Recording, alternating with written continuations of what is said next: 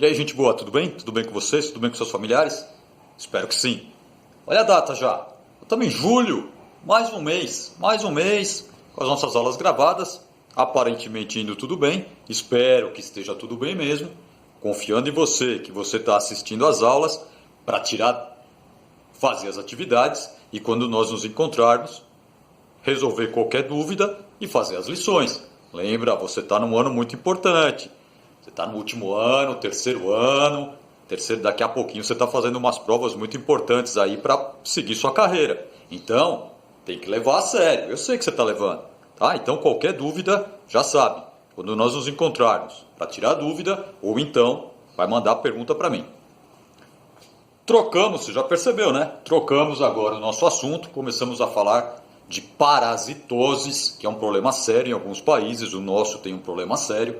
E agora nós vamos começar a falar dividindo pelos grupos de parasitas. Vamos começar agora com doenças causadas por protozoários. Você vai pegar seu livro, por favor, na página 612, tá? Vai pegar seu livro na página 612 e vai estar começando assim, olha lá. Doenças causadas por protozoários. Eu gostaria de verdade que você lesse tudo. Eu venho aqui dar uma explicação, um resumo rápido, mas você tem que ler, tá? Agora, você fala, não quero ler tudo não. Pelo menos, vê as partes principais, tal. Quem é o agente que transmite, quem é o causador da doença, o agente etiológico, quem é o transmissor, o vetor, isso você tem que lembrar. Até porque, vou falar uma coisa para vocês. Essas provas de vestibular, eles adoram fazer perguntas sobre essas doenças. Então você tem que estar esperto nisso. Então, o básico, você tem que lembrar. Sabe uma outra coisa também interessante que eu quero mostrar? Pode ver que eu nem vou prolongar demais, eu estou com calma, falando com calma, um por um. Não tem pressa, porque eu quero que você grave bem. Se você tiver aí na sua casa, deve ter, hein? É só procurar. Esse outro caderno, que ele é mais fininho, está escrito assim, ó, caderno de revisão. É certeza que você tem porque você comprou todo o conjunto de livros. Se você tiver, está mais resumido aqui. O que está escrito na lousa, ainda tem um resuminho para você seguir. Eu vou até seguir uma parte por aqui para ser mais rápido. Ou então, a mesma coisa tem no nosso livro. Você vai ler, olha o ciclo, as manifestações, a profilaxia, igualzinho eu estou colocando aqui na lousa. Dessa vez eu nem vou ficar mandando foto para vocês. Não tem necessidade, tá? Pelo menos dessa parte não. Por quê? Porque aqui no livro já está meio um resumo. Hoje nós vamos falar só da doença de Chagas e da malária. Tudo bem? Então, livrinho na mão, caderninho na mão se for preciso. E vai me ouvindo, que é o principal. Antes de mais nada, vamos lembrar os protozoários. Protozoários do reino protista. Indivíduos unicelulares e eucariontes. Já passam a ter uma membrana nuclear. Ainda são muito simples, uma célula só, eucariontes. Na doença de Chagas ou mal de Chagas, o agente etiológico, o protozoário causador da doença, é o Trypanosoma.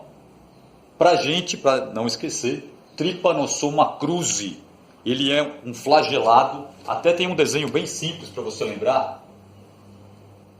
Ele tem um flagelo que passa por cima dele e vai até, olha o núcleozinho. Vai falar, parece um peixe, mas ó, é unicelular, tá? Esse é o flagelado. E também quando ele entra no nosso corpo, ele fica na fase sem o flagelo. Já vou explicar já. O Trypanosoma passa por hospedeiros diferentes. Lembra disso da outra aula? Ele é heteroxênico. Ele passa por um inseto e passa por um vertebrado. O ciclo dele se completa em 2 hospedeiros. Então, como ele tem hospedeiros diferentes, é heteroxênico. Quem é o vetor? São insetos hemípteras, o triatoma, nome mais popular para você não esquecer, o barbeiro. São insetos hematófagos, tá? Eles sugam o sangue e é aí que o ciclo vai acabar se completando. Aí eu já vou contar o ciclo de vida e as manifestações. Pega pelo livro aí, ó, tem uma foto muito boa de um barbeiro para você olhar. Tá vendo aqui, ó, esse inseto, ele está ali sugando o sangue da pessoa. E você lembra que quando ele suga o sangue, ele libera as fezes e é aí que o ciclo se completa. Vai ouvindo comigo aí, por favor. Doença de Chagas, só para lembrar. O agente etiológico é o Trypanosoma, um protozoário, no hospedeiro vertebrado, mamífero. A forma flagelada é observada no sangue. A forma aflagelada desenvolve-se em outros tecidos, nos quais se formam grupamentos chamados ninhos. Então lembra que eu falei para você, o tripanossoma tem a forma flagelada pelo sangue e a não flagelada formando ninhos em alguns tecidos. O tripanossoma é um parasita heteroxênico, estou só lendo no livro junto com vocês, pois passa seu ciclo em 2 hospedeiros, o barbeiro, o inseto, e um mamífero. O barbeiro é um hospedeiro invertebrado do tripanossoma e o ser humano é o hospedeiro vertebrado. Aí vamos falar direto aquilo que você já sabe. Ao picar a pessoa ou um animal infectado, o inseto ingere os parasitas com o sangue. No tubo digestório do inseto, o parasita multiplica-se por divisões binárias, assumindo a forma flagelada, infectante no final do intestino.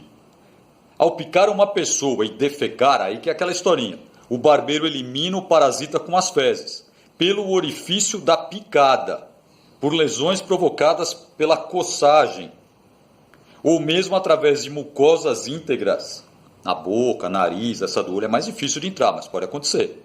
Os tripanossomas penetram no seu corpo.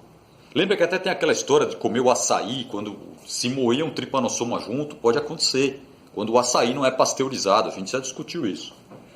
Nas células que invadem, converte-se na forma aflagelada e divide-se, originando formas flageladas. Ao romperem as células, retornam para a corrente sanguínea, alcançando outras células. O ciclo se repete.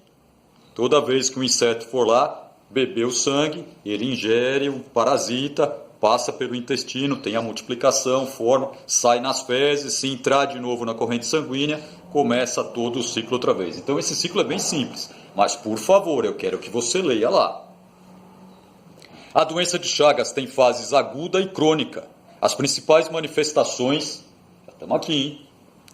Estão relacionadas a lesões no coração, é perigoso, aqueles ninhos que eles podem formar, como eles estão passeando pelo sistema circulatório, eles vão se alojando em várias células.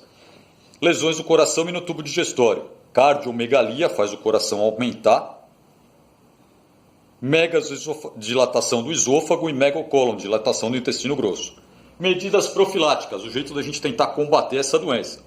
Melhorar as condições de moradia das pessoas, até porque, igual está no livro aqui, ó, o barbeiro mora nessas frestas aqui, ó, ele acaba se escondendo. Como ele tem hábito noturno, durante o dia ele fica quietinho, paradinho lá, durante a noite ele sai para ir procurar a pessoa para beber o sangue. Combate ao inseto. Se eu combater direto o barbeiro, eu paro o ciclo. Uso de tela nas janelas, mosquiteiros nas camas, para o inseto não chegar até você. Educação sobre o modo de transmissão e controle na qualidade do sangue usado nas transfusões. Simples assim. Então, ó, a doença de Chagas, a gente já discute muito, lê lá no livro. Vamos falar agora da outra?